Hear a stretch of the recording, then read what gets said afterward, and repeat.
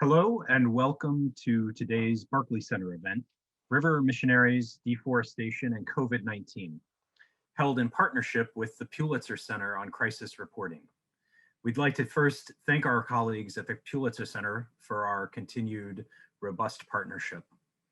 Our event today will feature Rodrigo Pedrosa, a Brazilian journalist who reports for CNN. As part of the Pulitzer Center's Rainforest Journalism Fund, his project, River Missionaries, the Catholic Counteroffensive in the Amazon, explores the dynamics and work of Catholic missionaries in an area where evangelical Christians and the theology of prosperity are booming alongside deforestation. In this conversation, Pedrosa will share the stories of parishes struggling to survive and missionaries who serve hard-to-reach villages in the Amazon region. He will be joined by Nyansa Spellman, founder and CEO of Rainforest Partnership, and the two will discuss the role of religious communities in combating deforestation, as well as how Catholic, Indigenous, and local communities in the Amazon have been impacted by the COVID-19 pandemic. The dialogue will be moderated by Reverend Fletcher Harper, an Episcopal priest and the executive director of Green Faith. Reverend Harper is a leader in the Interfaith Rainforest Initiative and helps spearhead the faith-based fossil fuel divestment movement. He organizes faith turnouts at major climate mobilizations and is a co-founder of SHINE, an international campaign that supports women and community-led renewable energy access initiatives in Africa and India. This webinar is being recorded and the recording will be posted to the event page on the Berkeley Center's website very soon, usually within a week. If you registered for today's event, you'll receive an email when the video becomes available. After our moderated conversation, we'll have a Q&A with a Zoom audience. Please submit your questions by opening the little Q&A box at the bottom of the Zoom screen, and you can type in your question there. So with that, I'd like to turn it over to our moderator, Reverend Harper. Thank you. Thanks so much, Michael, and welcome everyone. It's good to be with you. And as we start our conversation today, I'd like to ask you to imagine that you are entering a different kind of territory, mentally, emotionally, spiritually, morally. A landscape in which we're going to experience today through the stories and the insights of our presenters, a collision of different worldviews and of different worlds, and a collision that's got great significance for the people involved at the frontline level, but also for the entire planet. Ultimately, we all know that the survival of tropical forests, and thereby the survival of the planet as we know it, depends on the protection of the rights and cultures of these forests' indigenous guardians. And we also know, though perhaps it's not said directly enough, that one of the great threats to the rights of these peoples and these forests is incursions of different forms of religion, incursions which make many of us who are people of faith profoundly uncomfortable, and which we need to reckon with directly and openly. And that's what we're going to be able to do today in this conversation. And I'd like now to welcome and introduce our two speakers. As Michael said, Rodrigo Pedrosa is a Brazilian journalist, reports for CNN. He has a considerable amount of experience on the front lines in these communities. He's covered post-conflict issues in Colombia, and he currently reports on social and political issues in the Amazon. And he has a Pulitzer Center funded Amazon rainforest journalism project, which is titled River Missionaries, the Catholic Counteroffensive in the Amazon. After Rodrigo speaks and shares, we're also really fortunate to be hearing today from Nyansa Spellman, who's the founder and CEO of Rainforest Partnership, a US headquartered international nonprofit dedicated to protecting tropical rainforests. So Rodrigo, without any further delay, The microphone is to you, and we look forward to what you're going to share. Oh, that happens. Thanks, everyone. Thanks, Reverend, for this great introduction. Hi, Nyanta.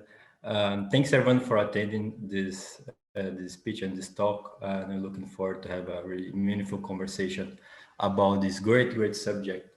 Well, I'd like to start talking about just one story about a missionary, a Catholic missionary. She's called Marta Rueda. She's from Mexico. I was living in the remote area of the Amazon a year and a half ago, and near the Amazon River in the triple border between Peru, Colombia, and Brazil.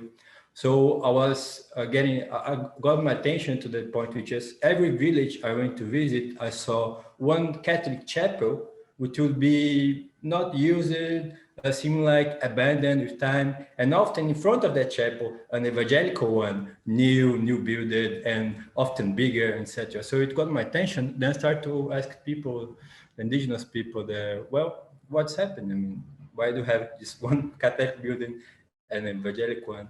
And with in some village, they would say like, well, the Catholics went here and they built us a school and they built us a chapel, but then went off. We don't have priests anymore. And then the evangelicals in the early 2000 went here and built this church, and they started to preach the God's work. So now the majority of the community is evangelical. So that got my attention. I said, well, why is that happening? What's taking place in this region that people are trading in a way their Christian faith? And then at the time, the Pope was held in Catholic synodite. And that synodite was about the Amazon. So everything got together. They said, I want to question this answer.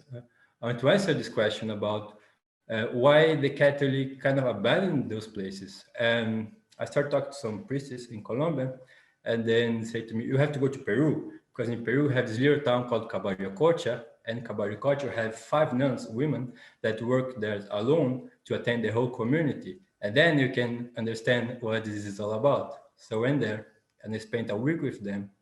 And I got more close with a nun called Marta Rueda. She's from Mexico, from the south of Mexico, grew up in a very poor Catholic family. And she was in the region for the past 3 years, trying to spread the God's word to those population. The majority of them is indigenous. And then with the days passing by, she started to tell me all the struggles and difficulties that she had. So first it was the weather, too humidity, too moist and too sunny, and the communities were too far away. And some communities you have to go 10 hours in a boat together, etc. And after that, the food was very different, and she was having a hard time because there in Mexico the food was better, etc.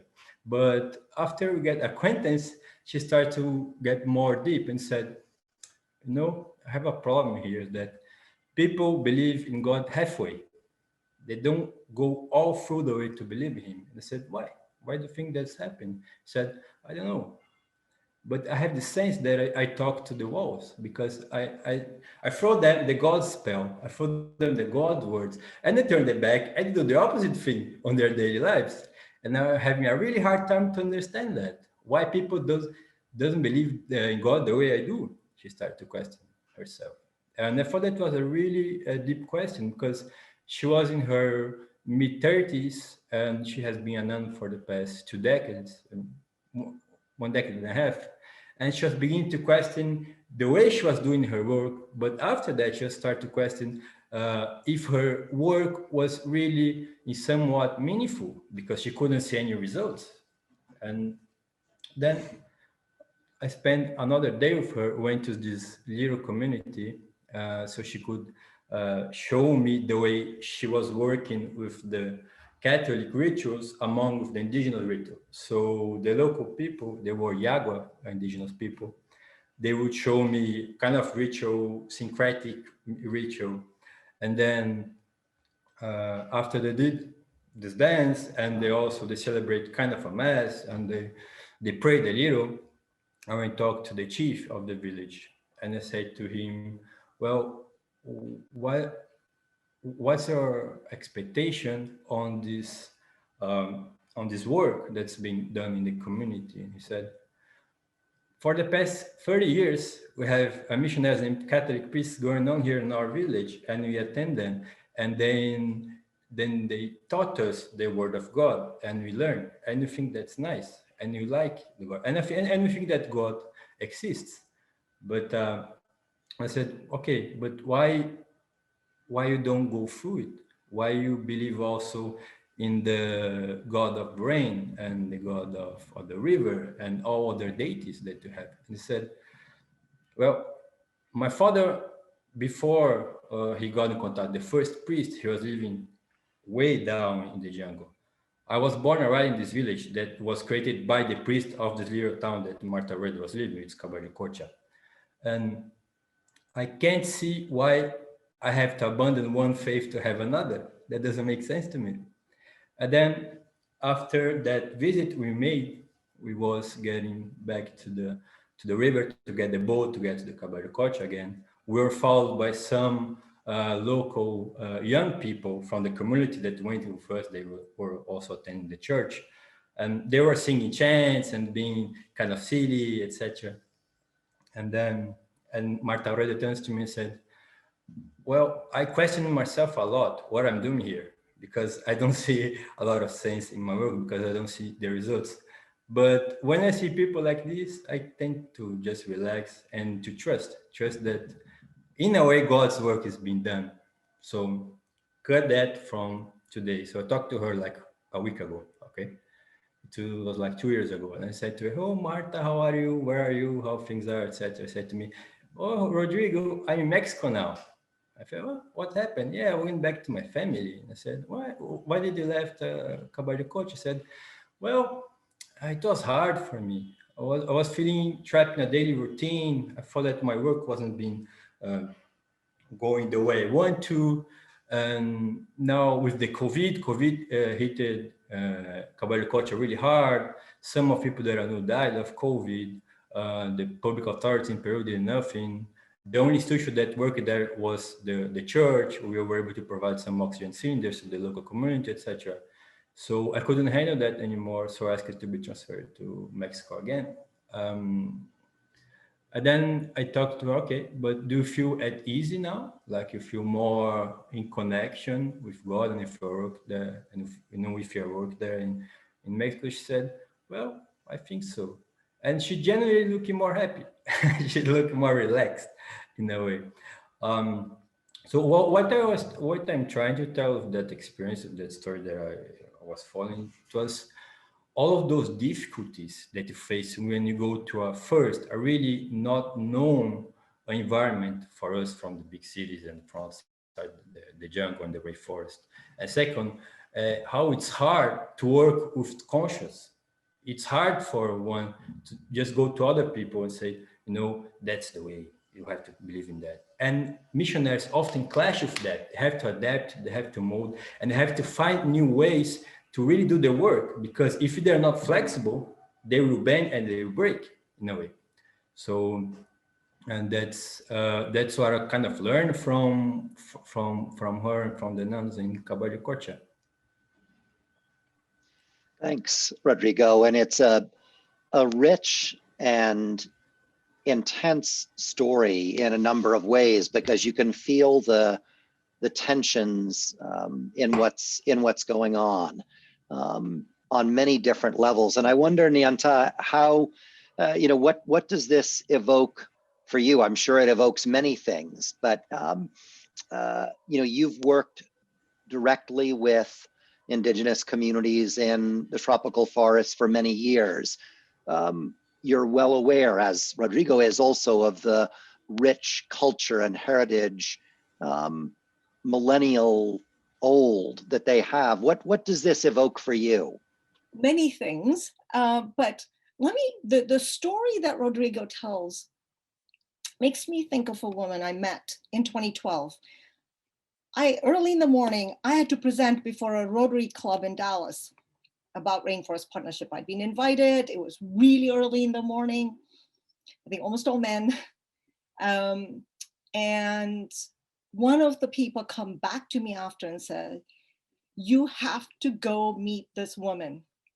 She loves the rainforest. She spent time in the rainforest. She was a missionary, and I needed to get back to Austin. So for any of you that are watching, it's about a 3-hour drive from Dallas to Austin. There was a huge thing that was happening in my life that week, a medical related issue.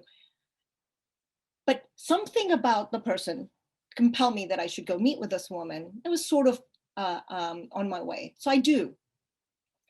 Turns out this woman, she's in her 80s now, and she had gone as a missionary to the Amazon with her husband and children when she was a young bride of 22 or 23, I think it was, in 1952. And very few people went and did such things. And we talked for a couple of hours and we bonded. And at the end, she kept saying, I understand where my passion comes from. And she still cared about the forest and the community and her son. She'd written books, children's books about rainforests, very central to who she was years after coming back. And she kept saying, my passion comes from the rainforest. I mean, from Jesus Christ. My passion for life and what I did comes from Jesus Christ. And she says, where does your passion come from? I don't understand. And she kept saying this for half an hour. And it was odd because we used very similar language. She was right. She was this very strong, born again Christian, very strong in her beliefs. Why she went, it was to take the word of God to the middle of the jungle in a time when nobody traveled and did that. You did not take your family and just go in the middle of the jungle. And I often thought about that, but Rodrigo's story made me think about it. Who goes to the forest, whether it is somebody like me or Rodrigo, or somebody who's compelled by their religious faith, that we have a passion of some sort. But here's the thing that's really important from my point of view, that how do we go? How do we present ourselves? Are we imposing our views in a very colonial, old way that happened for millennia?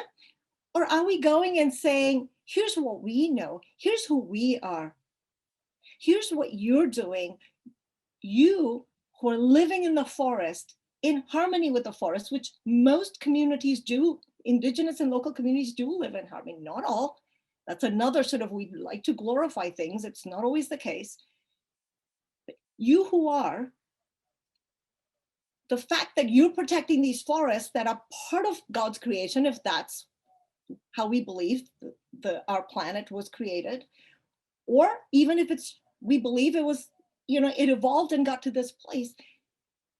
Here's this planet that is beautiful with these magical forests that play disproportionate role in the balance and well-being of our planet. And you who are living in the forest, protecting it for yourselves and for the rest of us. What can we do by coming to you, and what can we offer? And when missionaries or from any religious faith go and offer and say, our faith compels us to come be side by side and help you, or NGOs like us go and say, we want to, but not impose, invite perhaps. I'm okay with inviting, but not imposing. I think that is what allows for the exchange to happen. And there's a role that religious organizations play, just as NGOs play, just as corporations play, just as governments play, as communities together by themselves play. And so I think that's what makes me think about it. And I think, Reverend Fletcher, you, Rodrigo, you heard me talk about it last week. I mean, I grew up with, Mother Teresa's mission was the third mission in the town I grew up in. I grew up, that being very much part of my life. And many other things I talked about, right? Different religions being part of my life. I didn't feel anybody imposing.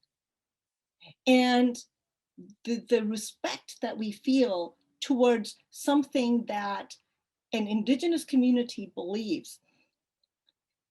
Very small story to add, and I'm watching time. So I'm in the community, I get sick. And I ask, what do you think it is? I'm really sick to the stomach. And somebody whose father was shaman of the medicine kind, and mother, who was grandfather, was this amazing big shaman of positive energy kind, and taught his mother, which is quite a rare thing to have women as shamans. He says to me, depends if it's physical or a negative energy related thing. And so I say, what? And he comes and brings me this tea and he says, drink this. So of course, respecting, we've bonded, I drink it. For the next 3 days, I had the worst diarrhea ever. And here's the funny thing. I couldn't drink, I couldn't eat, and I had normal energy. And so I thought, were you cleansing me? What was it? Biologically, that shouldn't have happened. I was troweling through the forest. You know what it's like. What are the secrets and the connections that people in the forest have that we don't even begin to understand? And if the forest is, for a lot of indigenous communities, they are the forest. It's both their home, but they're part of the forest. And of course, they're part of the ecosystem. And everything is connected. When you go to church or in any other, people talk about feeling that connection to God, to this higher power. When you're in the forest, you feel that connection. Is that our church or temple if you're an indigenous person, or if you're one that's awakened and connected? And, if that's the case, then how you deal with things matters a great deal, and how you see life, how you view life, how you respect and interact, how you encroach or visit. It matters a great deal, whether you impose or not. So I'll stop there. Well, and it's fascinating because you both raise such fundamentally important questions that operate on so many levels. I mean, my sense is that the audience for this conversation is well aware that the activity of Christian missionaries is often connected to really damaging outcomes for indigenous communities and for the forests themselves.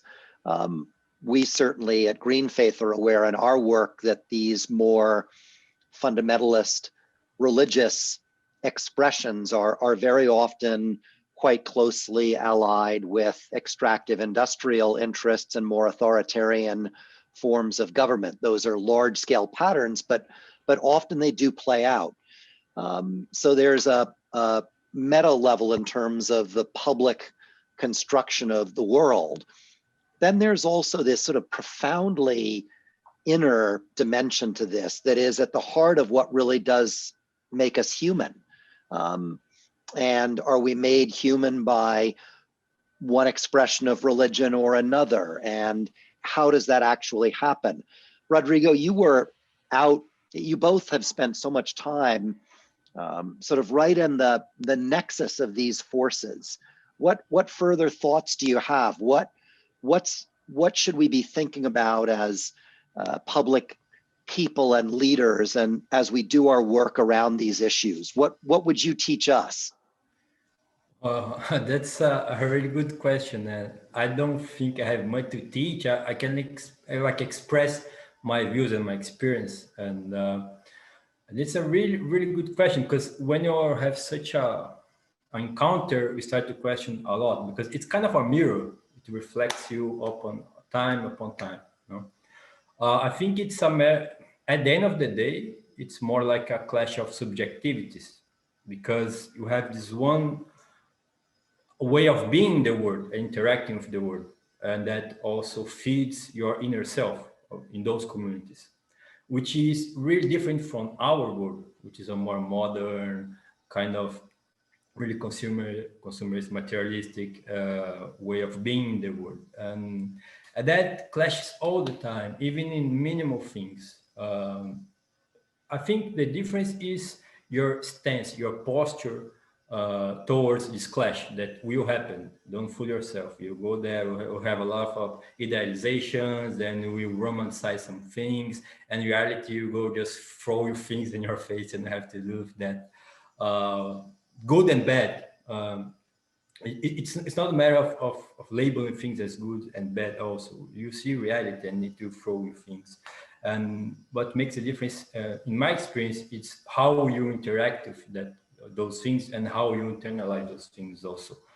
I know it can be kind of philosophical what I'm saying, but the thing is, if you go too strict, you will break because it's a clash of how you perceive the world, and it's a really hard thing to grasp if you don't experience that. How you can say someone that really thinks that the river is her mother to say that it isn't? How can you interact with that, and how you can interact with such a level of poverty that you can see a mother selling her son because she don't have money to feed the other brothers that her son has.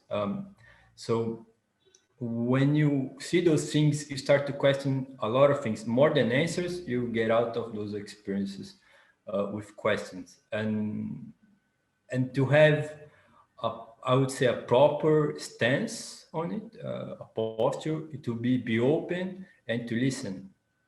But really listen, because it's hard for us also to listen because we tend to discredit because it looks like foolishness sometimes. You know what I mean? Like if someone offers you a tea and said, "Oh, you have this flu because I don't know, it rained and the rain when it hits the ground got to the air some particles and you breathe that and you get the flu."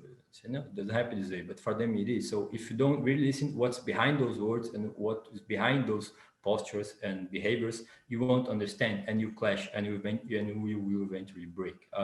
So I'd say you have to really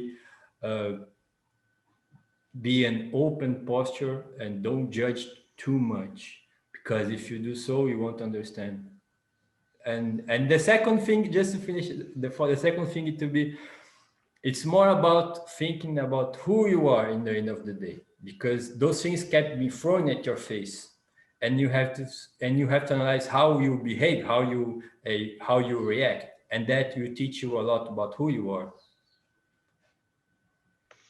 Thank you, Rodrigo. And let me, Nyanta, passing to you, let me dig a little bit deeper because we've used language during this conversation about sort of encounter and collision.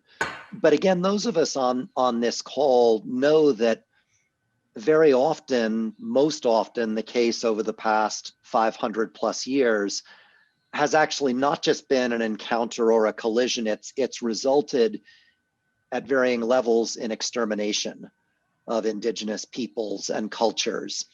And so I think it's a mistake to use a frame that this is a sort of cultural exchange. And I know that none of us was doing that.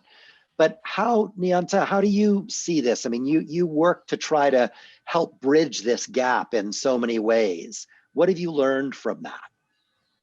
I think what should we learn? The number one thing is, humility is so important.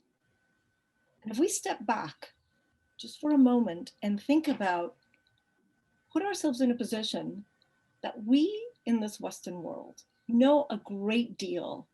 We've now we're trying to talk about sending people on Mars, and we've just converted Martian atmosphere into breathable oxygen, and we're trying to fly a little helicopter on Mars. Great. We've sent man to the moon. We've done all sorts of stuff. We do not know our very own backyard. We think we do. We don't. And when you go to the forest, it is so full of life. I had a couple of friends who are geologists, and one of my friends, actually, she trains astronauts on Earth geology somewhere near Taos. And she's looking, they're in the boat with me, and they both say, here, more is more. They're just looking at everything in the forest. And they're saying, more is more. And it is. When you have that much, and when you have people who've just grown up. They know things innately about that forest, how the interactions work. So I'll give you one quick example.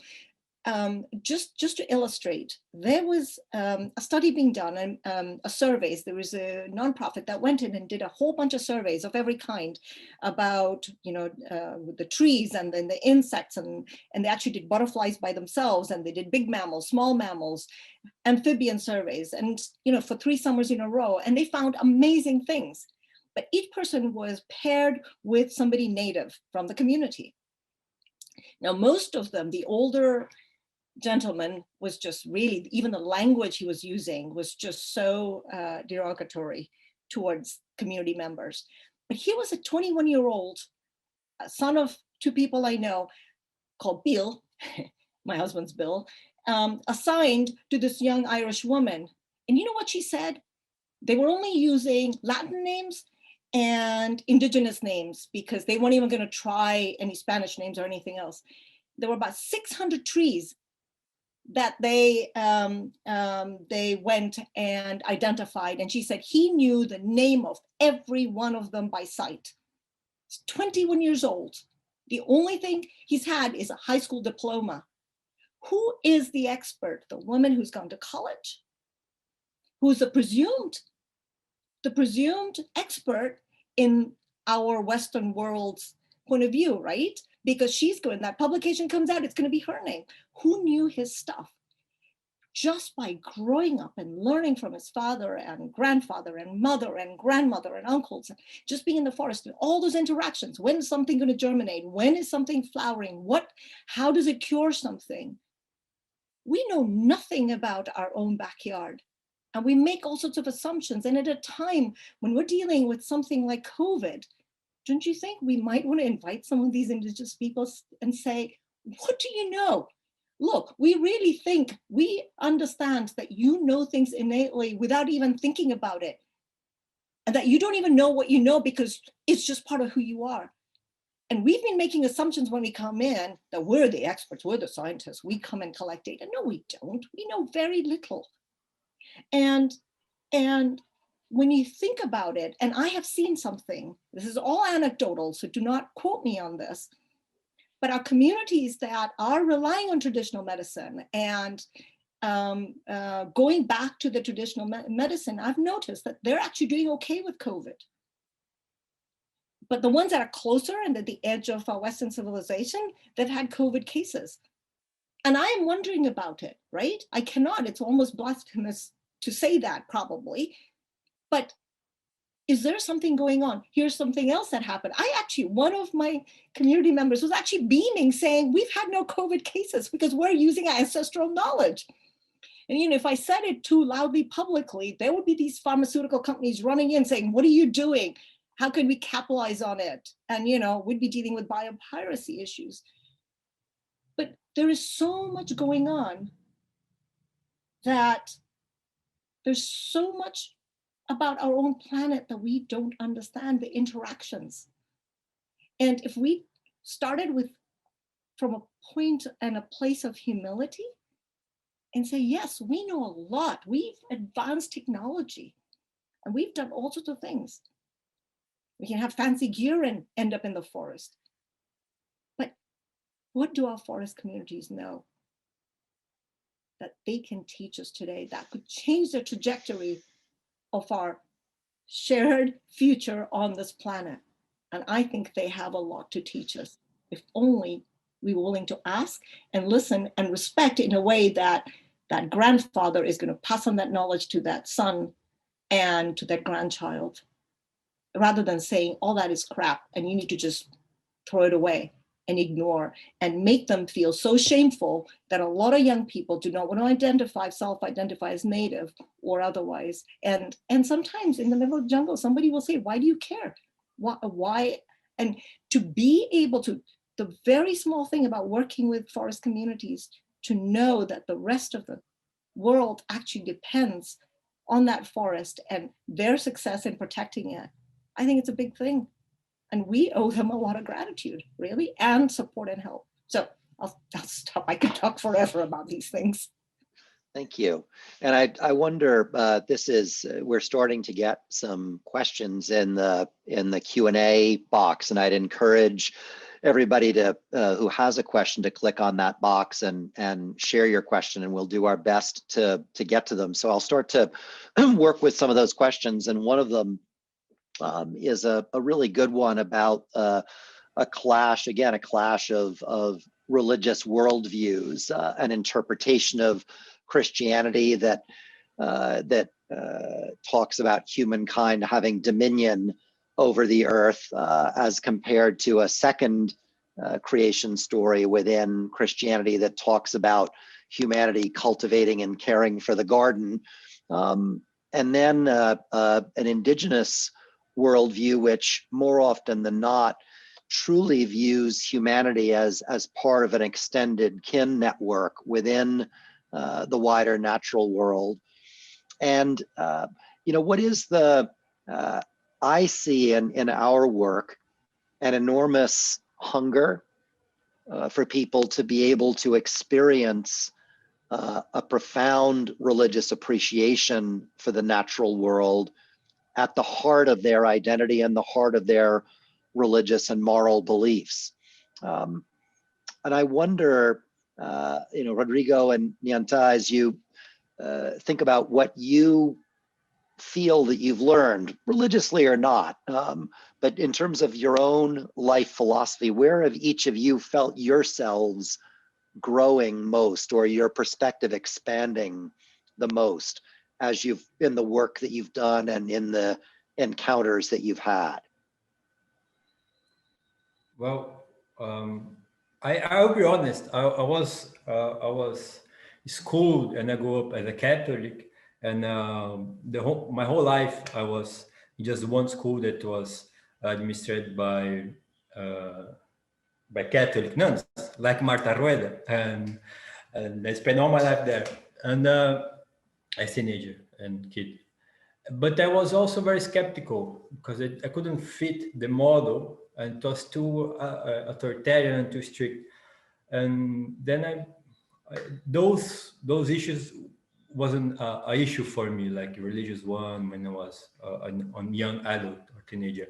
But after I went to after this living in the Amazon and living with those people with different ways of being in the world, what changed my perspective is just one assumption that's really hard to grasp, but once you grasp it, it changes a lot.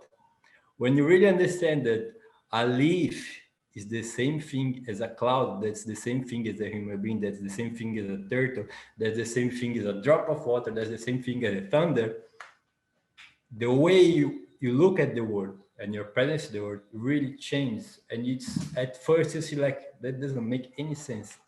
Like a leaf is the same deity as a thunder, as a human being. That doesn't make any sense. Like I'm seeing a net here. I can just go and put my finger in a net and that's it. I don't understand that coming from like this urban, modern city background. You know what I mean? It just doesn't make any sense. But when you experience that and you start to live with that perspective and live among people that not only see things that way, but interact with things in that way, that starts to make a little bit more sense. Whether it's not about like, oh, I'm gonna get a fish and I don't kill a fish, I don't eat a fish, or I just have to pray a lot before I kill a fish. It's not about it. It's having respect because everything is intertwined. And it really is. You can see that more clearly in the rainforest, but you can see that in everything. I'm from São Paulo, which is biggest city of Brazil, and we have 2 rivers in São Paulo. They're all died. They're all dead.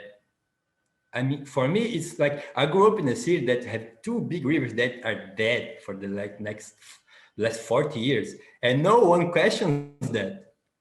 And it's part of the routine. You go by side, you have these big highways in São Paulo that's called marginals, big highways with like 10 lanes each side of the road. And you get the summer, the smell is so hideous that you have to close down your window because it really smells bad.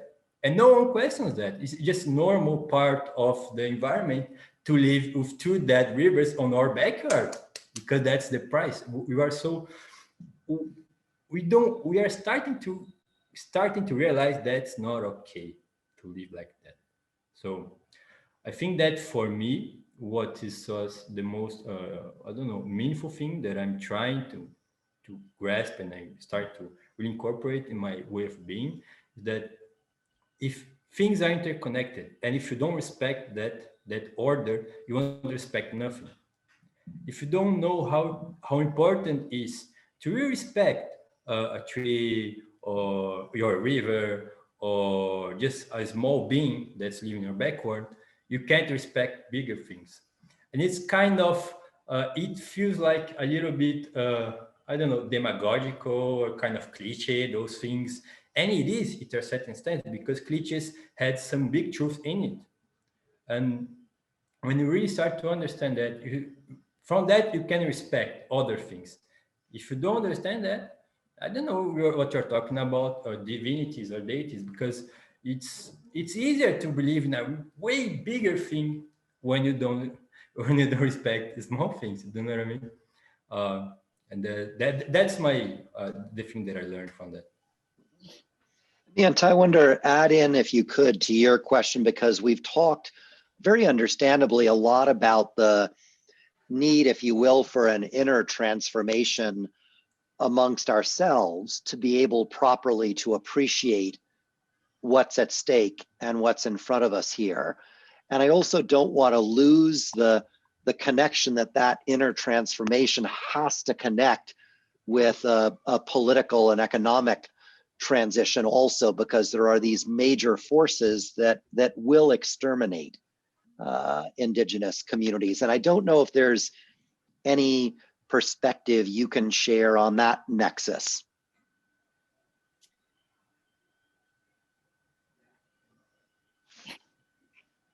There's so many things to think about and so many ways to respond.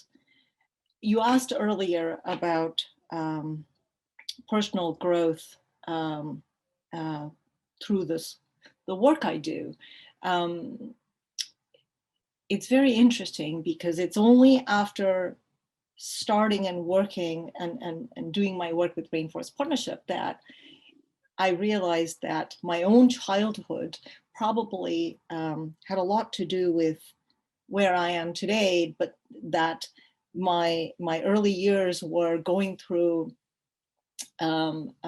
schooling that was, there was a Catholic preschool with a father and nuns, and I still remember playing in under the little palm trees, and they're being dressed a certain way. And my kindergarten with Aga Khan school, so which is Shia Muslim, and then going to sort of a normal public school. So that's also crosses race, which was, so it's these white nuns and a father, and then Ismaili teachers, and then Black African teachers. And then I went to the school, which was very much Hindu focused, and then one that had prayers from every religion, and then to a boarding school that was Protestant missionary school, where I actually, scriptures was a class, and I actually aced it every year. I got really high marks for it. And my Baptist friends were always surprised that I actually could quote scriptures. I can't anymore. Sorry, Reverend Fletcher, something, it's all gone. But, and then I thought about how growing up, we celebrated every religious holiday. And I loved other holidays because platters of wonderful food came to our house. And because I was born and brought up Hindu, on Diwali, we took platters, and I loved going as a child with these platters of lovely food. And then the empty platters came back with candies, so, to our house. But, what role does that play in how we're open? And how does that differ from somebody who's taught there's only one way? And by the way, my boarding school, that was, you have to be born again, and accepting Jesus and being saved is your only way. How do you reconcile that when you come from that belief and you go to the forest, and that you have to convert because you're doing God's work, because otherwise all these people are going to die and go to hell, right? The unchurched. And I've been called unchurched. I've had people at my door trying to convert me. But you go through that, and then you realize you go to the forest, you are with indigenous people that have different beliefs depending on, and indigenous people are very different. I mean, we forget they could be right next to each other. And I think we've talked about this last week. Completely different beliefs, how they eat, what they wear, what their houses are, the language, everything is very different. They might be right next to each other. But often there is a connection and an understanding that world around them, it's very connected. And so the biggest thing that I can say that's happened to me personally is understanding and tapping into the fact that we're all connected. What Rodrigo was talking, we're so connected to everything all around us.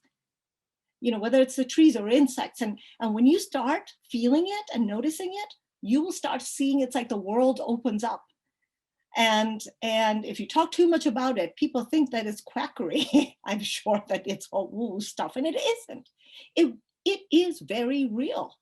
And I can sit with you and help you see what I see. I can do it. You know, I can send you energy, right? As indigenous people would, and you would feel it.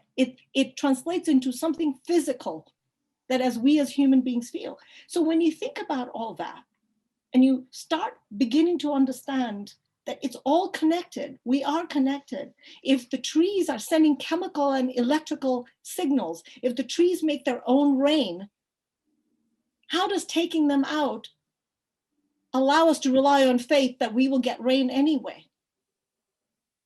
I think God would say, we might want to help ourselves just a little so God can help us back. That's kind of what I would think. And so if we start thinking about the role that all this plays together and start valuing, you want to put it in economic terms, we can. What is the true value of indigenous knowledge? What is the true value of those standing forests and that biodiversity in it? We don't really know it. We can try, but if we begin to acknowledge that there is a value, then that starts a very different conversation, right? And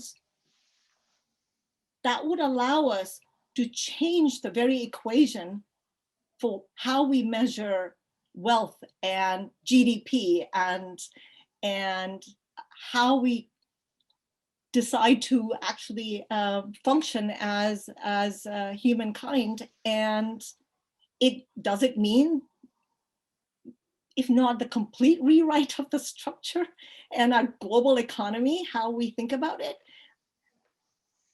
So in 2021, I think, and there are many other people actually, by the way, talking about it. I'm part of several fora where you have people from the UN, the EU, and private equity funds and NGOs that are actually talking about how you define capital. How does it take nature into account? How do you take, for me, I want to add, why am I in those conversations? I want to add indigenous knowledge. I want to add parts of nature, that it's not just, you know, social capital. It's not just biodiversity. There are things that we're not even thinking about that needs to be thought about in terms of what is the modern economy of 2021 that actually incorporates, that's human, that incorporates sustainability, that puts nature into the equation, that puts in indigenous people and knowledge into the equation. Indigenous people, by the way, hold somewhere, according to the UN, between 70 and 80% of biodiversity. Shouldn't we defer to them or trust them or help them to protect that? Because it is in our own interest. If we're, you know, if I'm a head of state or a corporate leader, isn't that what I should be thinking about? If I'm thinking beyond 2 years or 5 years or 10 years. So that's kind of how I think about in the political and economic terms. But by the way, you know, that's happening in many ways. We saw that on Earth Day, quite a few companies and countries making pledges. Now that's the first step. A pledge is the acknowledgement and the first step. And now it's up to the rest of us, including the faith community, to say, okay, How are you going to hold yourselves accountable? How are we going to help you and keep you accountable to the pledges you're making? Yeah, no, it's very interesting, and we've got, I'm seeing, which is really wonderful, some questions now starting to come in, and a couple of the questions are questions about the modern day engagement with the Catholic Church, faith-based organizations in the Amazon, around the environment and indigenous wisdom. Are there relationships underway? And a subsequent related question about insights from the Amazon Synod that Rodrigo mentioned a few minutes ago. I think I actually, while I'm the moderator, I might be the best position to say just a few words about that. I think it's important for viewers to be aware of two different initiatives. On the Catholic front, there's a very important initiative called REPAM, which is an initiative directed by a wonderful younger Catholic, Mauricio Lopez, who's done excellent work with the support of the Catholic bishops of the Amazon region to try to create a pan-Amazonian process of serious engagement and reflection and planning for the Catholic Church's presence in the Amazon. And they played an enormously important role in Pope Francis's Amazonian Synod last year, which resulted in a significant effort to update the Catholic community's engagement with the Amazon, a different approach to, shifting much more towards a deep listening and accompaniment model, as compared to what many of us, I think, would think about as a simplistically evangelistically oriented model of engagement.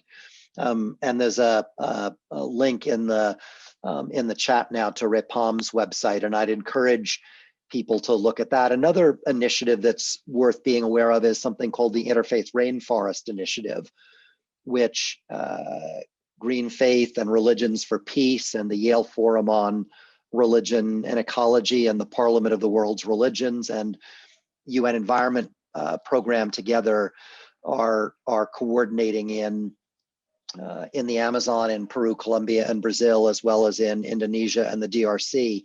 And thanks for putting the link there. And that's an effort to try to organize people from a diverse range of religious backgrounds in those countries and globally to stand up for the rights of indigenous communities and the forests that they protect.